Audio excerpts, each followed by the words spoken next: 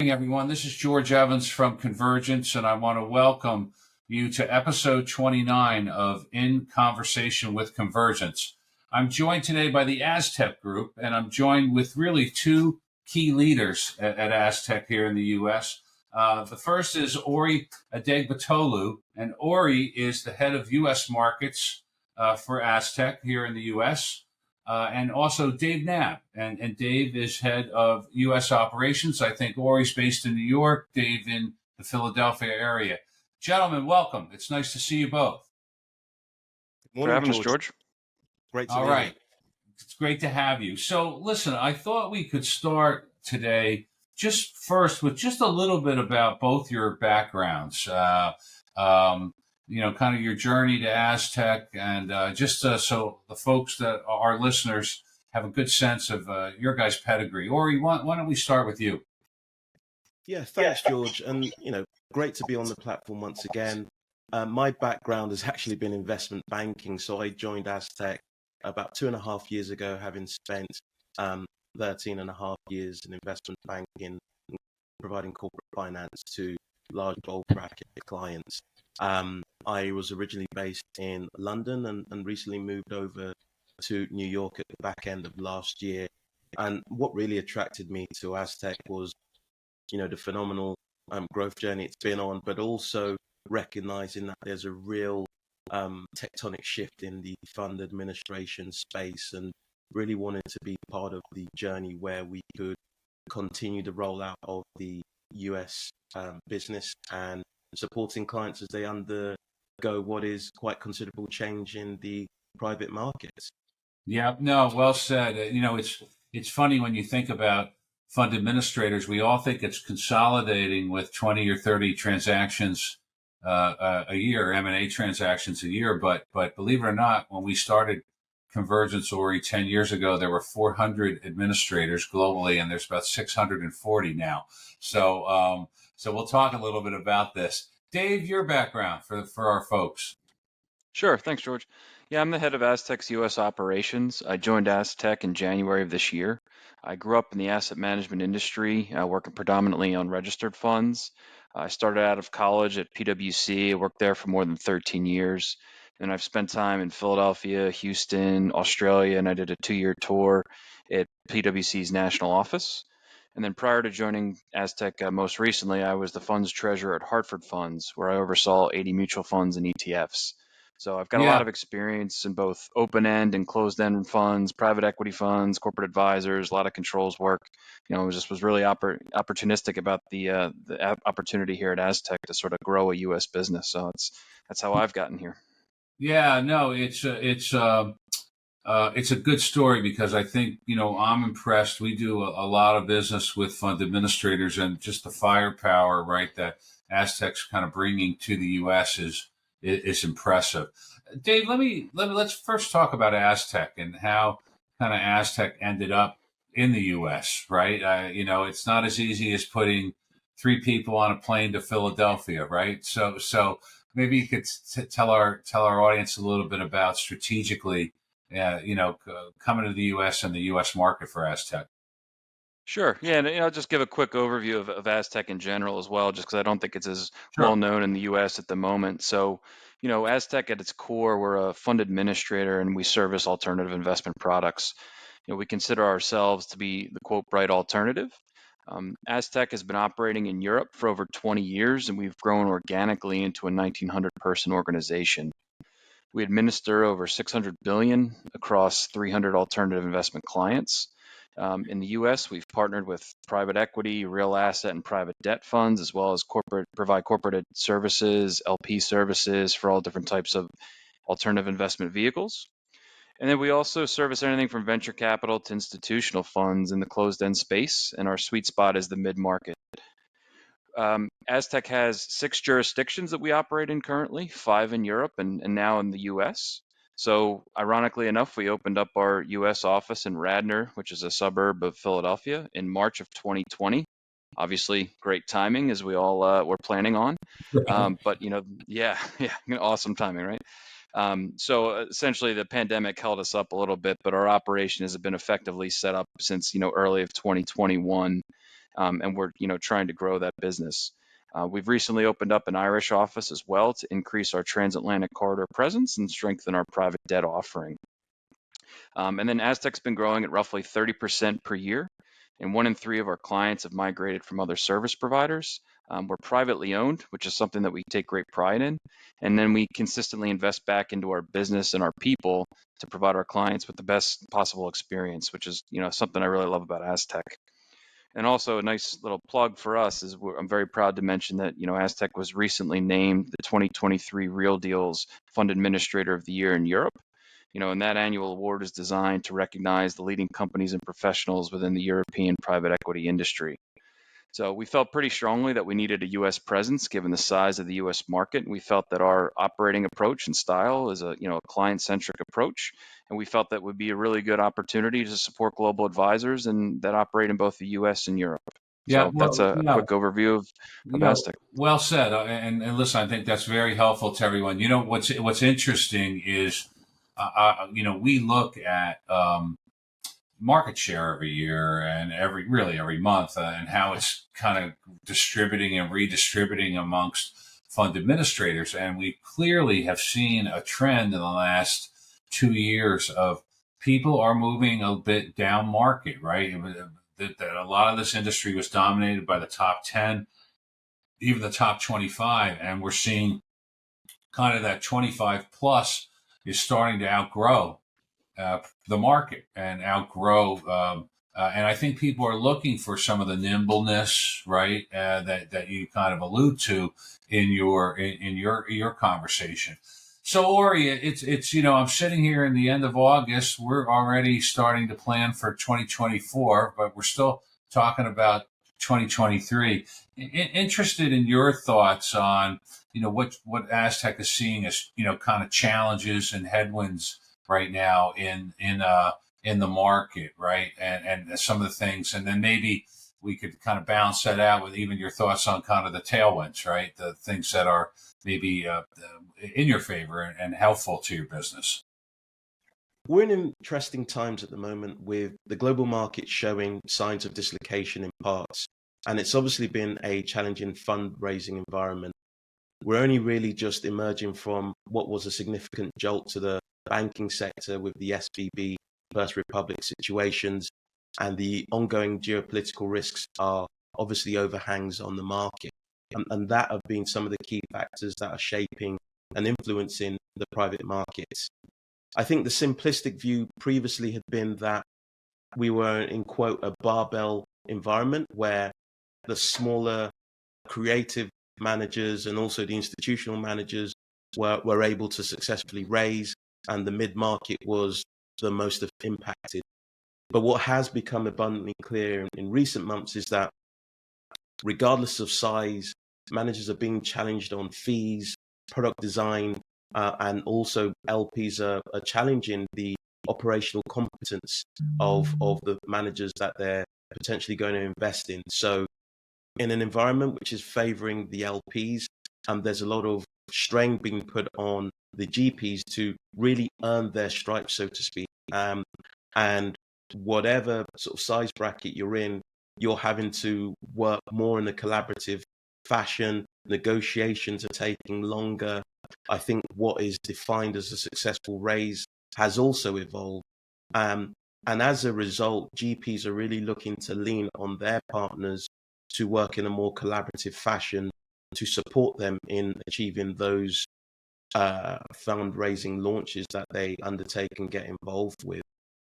If I think about some of the headwinds, regulation is obviously making it a more complex environment for fund managers to successfully raise. Just now, we've got the SEC putting in a vote around the PRA ruling, and that's going to be very interesting. I think the denominator effect has also curbed some of the growth in the private markets, and really we're starting to only see the equity markets beginning to recover. I think for 2024, with allocations being reset, the private markets are going to be beneficiaries of that as we project forward. And I also think some of the complexity that fund managers are having to face is going to benefit specialist fund administrators such as Aztec Group, because frankly, it's becoming too difficult for them to competently manage in-house. And so what you're seeing is that they're facing two challenges. It's either a capacity gap in the sense of they don't have enough bodies and enough capability to support the projected activity that they're going to engage in, or they don't necessarily have the skills in the organization, whether it's through attrition or whether it's because the regulation has shifted and they're not able to bring in subject matter experts to support that.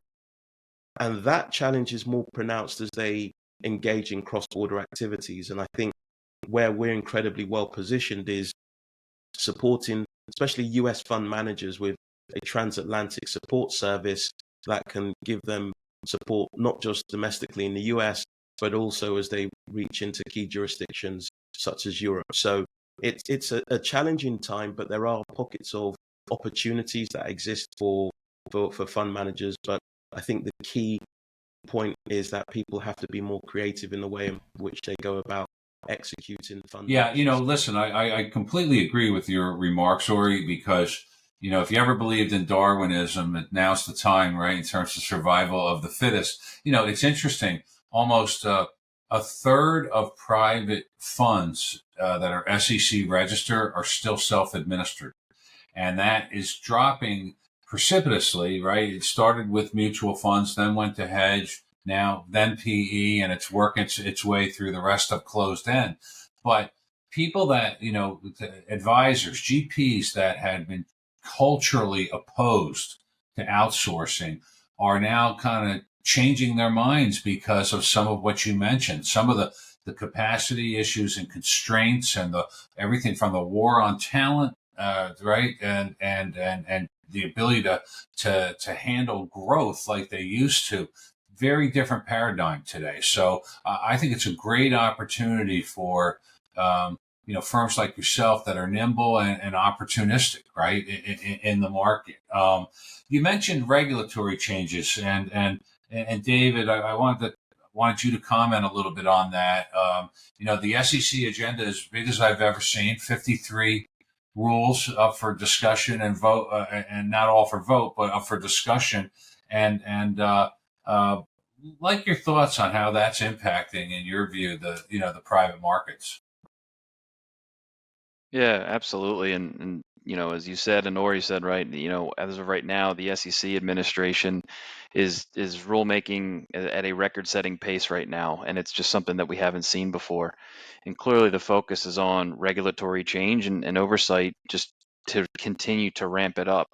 So, overall, right, the SEC's objective is to keep investors safe and to provide transparency. So as the SEC is looking to consistently protect those investors, and ensure advisors are operating in their best interests while giving them a sufficient level of information to make those decisions, they're continue to push the rulemaking agenda.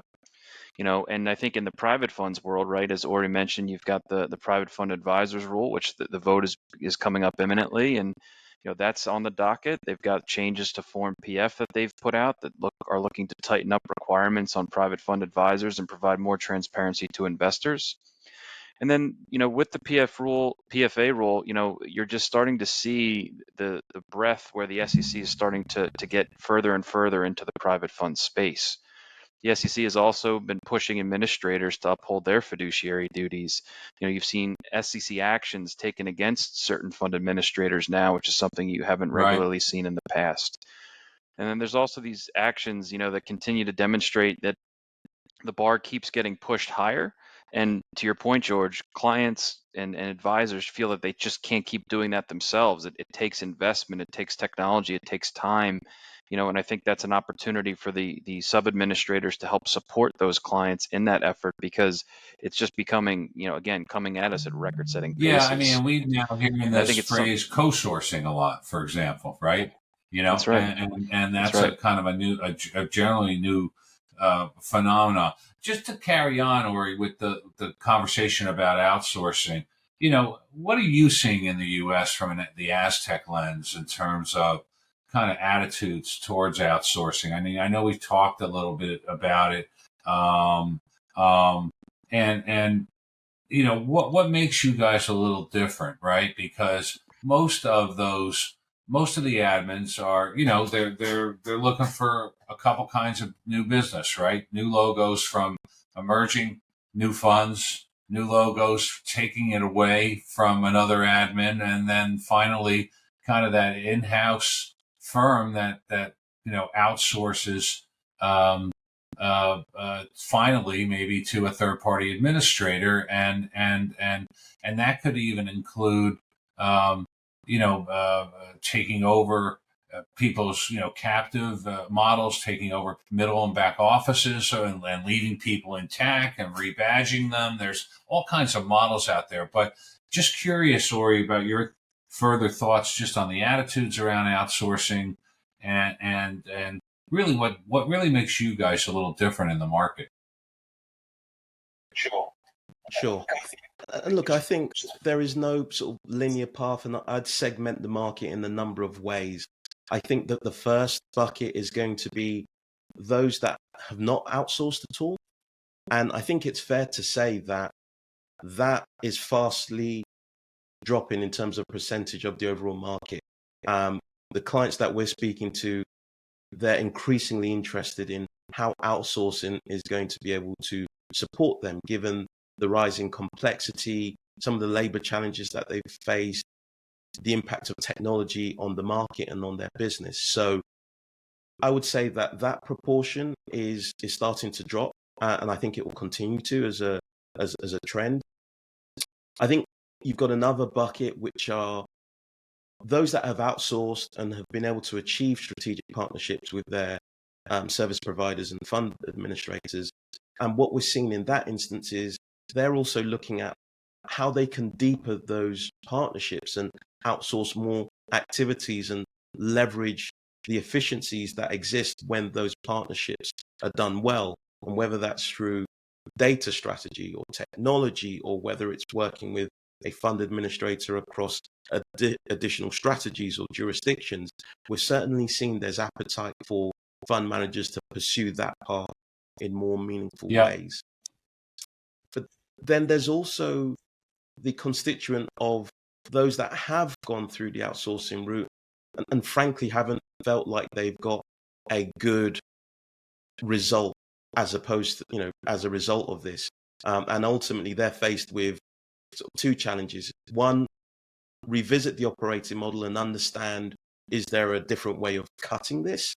Or they look at changing their partner, or they look at both. And that's where the different types of outsourcing models have started to grow in prominence. And you've mentioned co-sourcing as one, and certainly that's where we're seeing a higher degree of appetite to pursue that. And I think some of the market dynamics have shaped that, because, I think in the opening remarks, we're seeing that, some of our peers are going down the route of consolidation. And as a result, fund managers in some degree are feeling like they have been left out from a service issue. And, for us, that presents us with a really good opportunity to scale the business, because we feel strongly that there's a space for those that have a client-centric approach and aren't distracted. It's interesting when you think about M&A right now. The premiums being paid are pretty significant, and there's a point of view out there, and we're very tied into this in the market, where we know a number of fund administrators who have decided, I'd rather go do 4 lift outs of 4 sizable GPs than go do an M&A transaction and pay, an X multiple, right?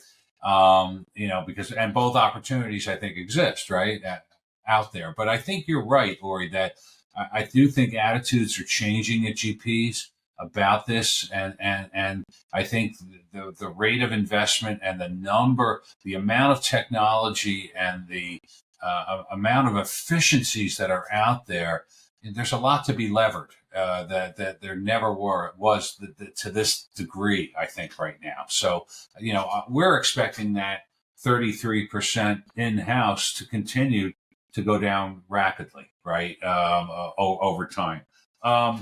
So, Dave, if we get a little bit into, promoting Aztec a little bit here, and if you had that elevator ride, right, and so let's say it's a long elevator ride, so right, I'll give you the little time on this, but interested in, some of the top ways you guys are helping clients, navigate, this changing landscape. Maybe some of the top, 3 or 5 ways you're doing that.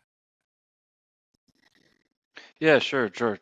I think, first and foremost, I think just the way Aztec has operated and grown, has put us in a position to support, this changing landscape, right? We have a entrepreneurial mindset and it was sort of started up as an entrepreneurial endeavor. So, that has helped us grow, where we are today. And I think, from that, we have taken the core principle of being a bespoke client service offering. So, we treat our clients as partners. We evolve with them. We work with them on their process and technology capabilities and needs. And most importantly, we try to provide complete, accurate, and reliable reporting of data, because I think that's what every client wants nowadays, is just give me the information, have it readily available, and make sure that it's correct. And I think the other distinction that we have at Aztec is that, we employ dedicated teams that are onshore in the local jurisdictions. And I think that is a real differentiator for us, because we want to make sure that our teams are in the same location where our clients operate. It provides that local environment knowledge. We have that opportunity to speak about what's going on the ground on a day-to-day basis. And I think that's something that, we really promote. And it allows our teams to work in conjunction with our local subject matter experts, or connecting our clients to other you know subject matter experts in the industry, or other clients in their local jurisdictions, so that way they can work out certain things between themselves. But at the end of the day, we truly value our clients as partners, and we look at it as, it's as they grow, we grow, and that's how we've built our business. And we build our teams and our offering based around our clients' needs, and I think that's pretty much our driving principle. Yeah, thank you. And it's interesting because I do think that local servicing team is a huge differentiator, and that is certainly, that as you get bigger, right, and grow, that will become an increasingly a challenge, right, as you try to scale your No business, right? question. There's a balance there, right? Because we've clearly seen some of the biggest in the market have not ended up with that type of model, right? And so I do think it's a great differentiator. All right, so listen, my last question for the day, and is looking ahead, Ori, and what I, you can kind of put on your forecasting hat here and think a little bit about the future. But I'm curious what you think over the next, say, 12 to 24 months, what you think some of the key market drivers and issues are going to be out there, and then how some of those kind of can be opportunities for a firm like an Aztec.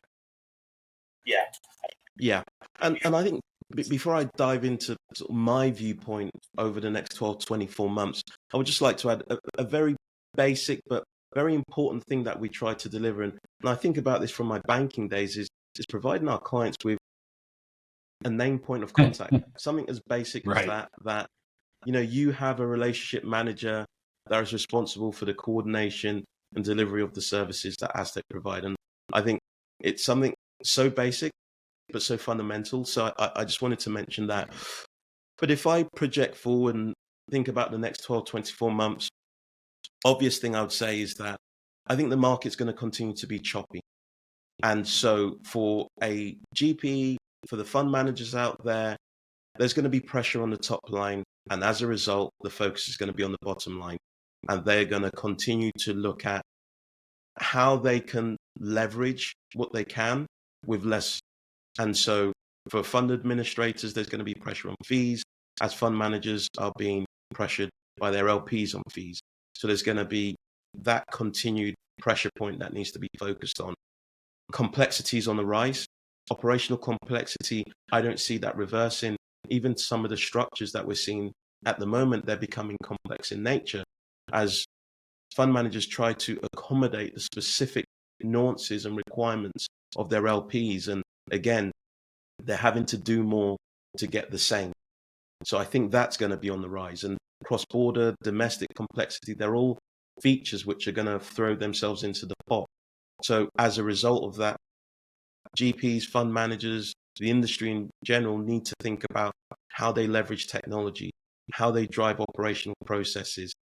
The labor challenges somewhat have abated, but there's still pinch points there. I've seen a recent article which speaks about the lack of accountants in the market. So that war for talent is going to persist. And absent efficient ways of doing things, people are always going to be robbing Peter to pay Paul.